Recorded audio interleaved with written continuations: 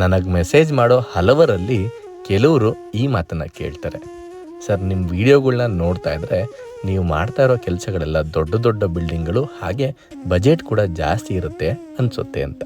ನಾನು ಮಾಡೋ 10 ಬಿಲ್ಡಿಂಗ್ಗಳಲ್ಲಿ 9 ಬಿಲ್ಡಿಂಗ್ ಚಿಕ್ಕ ಮನೆಗಳೇ ಇರುತ್ತೆ.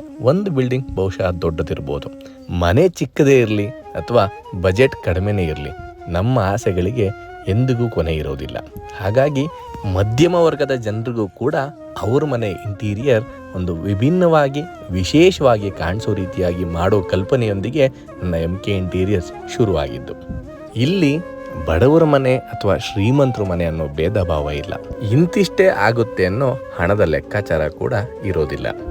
ನಮ್ಮ ಕೆಲಸ ನಿಮಗೆ ನಿಧಾನ ಅಂತ ಅನ್ನಿಸ್ಬೋದು, ಆದರೆ ನೀವು ಕೊಟ್ಟಿರೋ ಹಣಕ್ಕೆ ಹಾಗೆ ನೀವು ನಮ್ಮ ಮೇಲಿಟ್ಟಿರೋ ನಂಬಿಕೆಗೆ ನಿಷ್ಠೆಯಿಂದ ಪ್ರಾಮಾಣಿಕತೆಯಿಂದ ಆ ನಂಬಿಕೆಯನ್ನು ಉಳಿಸ್ಕೊಳ್ಳೋ